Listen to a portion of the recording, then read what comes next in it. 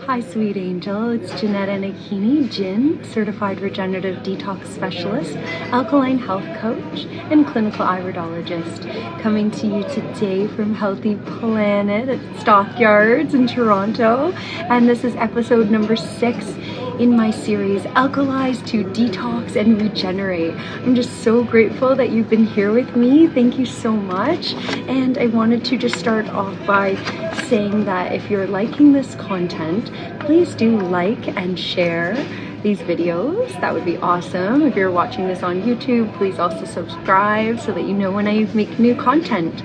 So today we're talking about the third step in the process of purification as laid out by Shura International from Germany, my original teacher and friend. And so this is actually a very important step where we need to focus on the eliminative pathways in the body and the eliminative organs and supporting them in their efforts to free our organism from harmful substances that are interfering with us feeling vitality. So how can we support our skin? For example, this is our third kidney. This is our largest eliminative organ. So we can support our skin. I've talked a lot about bathing in Alka bath salts, these beautiful crystal bath salts that you can find at Healthy Planet actually, as well as Epsom salts and or sea salt. And this will really take a lot of pressure off of the kidney.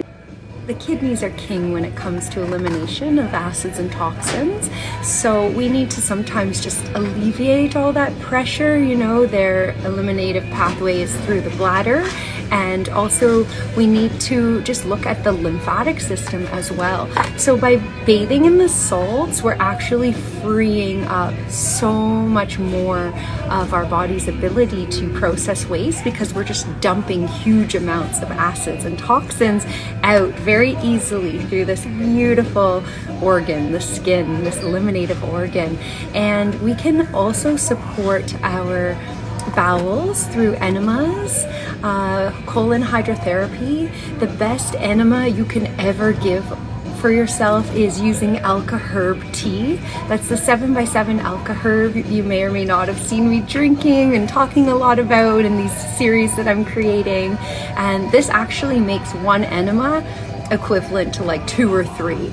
The efficacy of using these herbs in the enema kit is quite wonderful. I also want to support the eliminative organ, the skin, through more sweat lodges. I've had the pleasure and honor to be in traditional Temazcal sweat lodge in Costa Rica.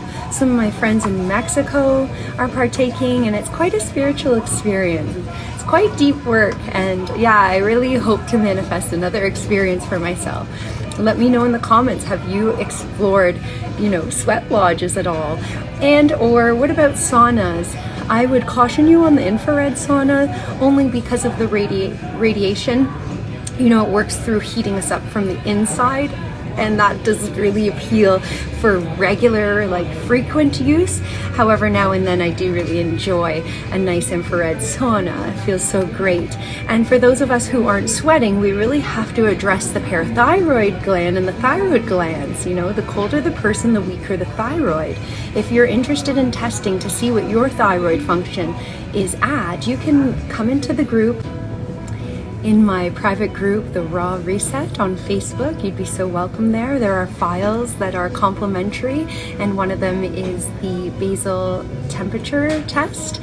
And this, you just take a thermometer and you test under your armpits in the morning for 4 consecutive days, and then you take an average and you'll see what sort of function your thyroid is at. Those of us that run very cold know that we're coming from a weaker thyroid, and that's probably brought down through genetics, and we can actually strengthen this through regenerative healing, which is what I teach about. So learning about the alkaline acid balance is a big step to working with regenerative healing. So I commend you that you're here today. And you can also use a steam sauna. Steam saunas are beautiful. There's no risk involved. You're supporting your body to sweat out these harmful substances. You can even create your own steam sauna in your home shower.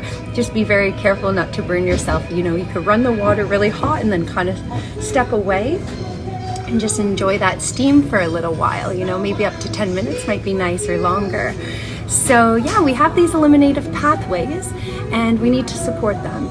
The lymph nodes work a lot more efficiently when we're taking these long salt baths and just supporting these other eliminative organs.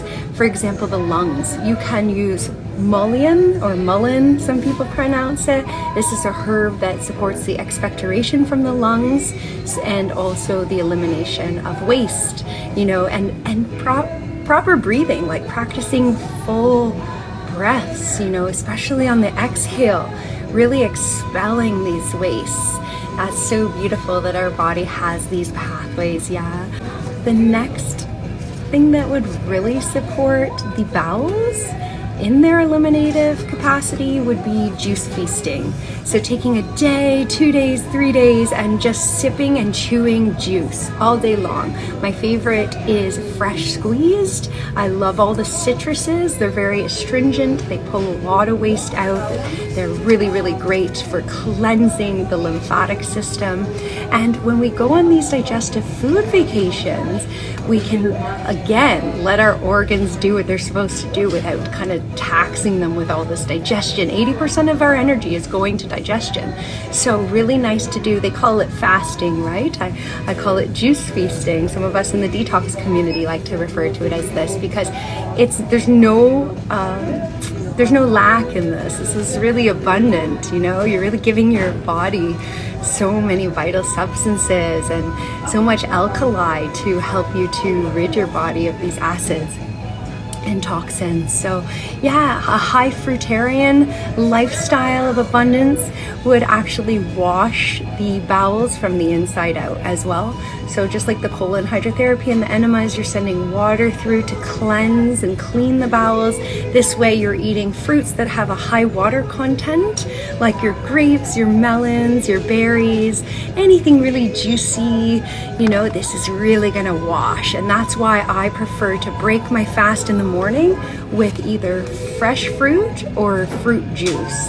And this actually gives me a calm, peaceful state of mind as well. And when you wash the bowels right away in the morning in this way, you know, you'll notice you'll have a bowel movement about 30 minutes after the fruit, ideally, usually, then you feel like kind of like a whole weight lifted off your being. So I really appreciate you being here. Thank you so much for tuning in, and I look forward to seeing you again soon.